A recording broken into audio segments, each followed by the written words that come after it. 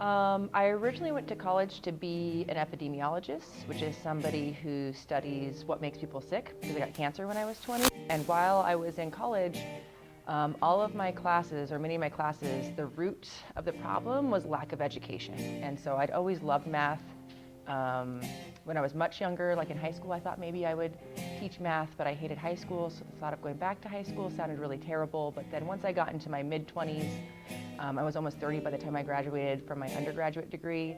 Going back to high school as an adult didn't seem so bad. So I really wanted to become a math teacher to help people get their diploma, because math is the #1 academic reason people will get pushed out of high school.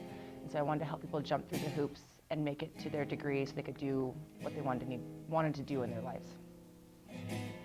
My purpose is, first, though it may not always seem like it, is to help students relax and to get comfortable with me as a teacher. And that kind of leads to my ultimate purpose, which is finding a way for each student to reach their goals in the class, whether that's just passing and getting their credit or getting that A they need to have a good GPA, to have good transcripts for future endeavors.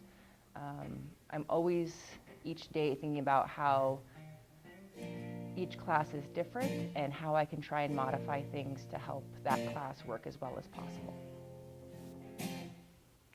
I think I would explain it as it's something I've been gifted at, and I attribute that to not some sort of natural born ability, because I don't think that necessarily happens a lot. My mom was a banker, and so as a kid I used to sit in her teller window with her and play with calculators and listen to her talk about numbers. And I didn't get to spend a lot of time with my mom because she worked, and so those are really positive, valuable memories for me. So I grew up with a positive association with numbers. And then as people praised me for that at my younger ages, it made me want to work at it. And so I had the privilege of growing up being good at math, and so that made it enjoyable for me and I could learn it easier. So I think having that privilege, I want to try and teach others that being successful in math is really not about them being smart or not smart, but really how they orient themselves towards the work, and knowing that anyone can do it with the right mindset. Some of us just have to work harder than others, especially during your teenage years, because the past 14 to 18 years of your life, you may have been taught it in ways that made you feel ashamed or afraid, and those are serious mental blocks when you're learning.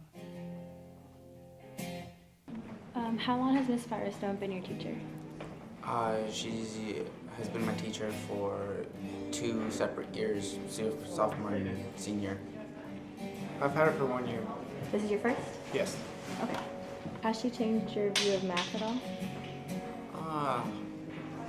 A little bit. It's gotten harder because probability in math, well, life math is hard. Doing mortgages and all that stuff, seeing how it really works in real life is hard. In middle school, I didn't really like math, but once I hit sophomore year, her classes were a lot more fun. So yeah, I like math more after taking her class. What would you say about math teachers at Benson? So far, with the ones I've had, they're all really fun, and if you talk to them, they're willing to help you out. But most of their classes are really fun compared to my middle school classes, so. Okay. They're helpful. If you need help, they can help it if they don't have a bunch of people in their class. What ways has Miss Firestone helped you?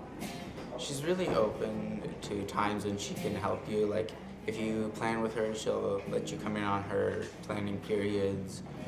She's here 1 flex a week, so that's really helpful for whenever you need to get stuff done. Whenever I needed help on a project, she would come in. I would go in and then she'd be like, okay, here's what you probably need to work on, and she'd help me on it.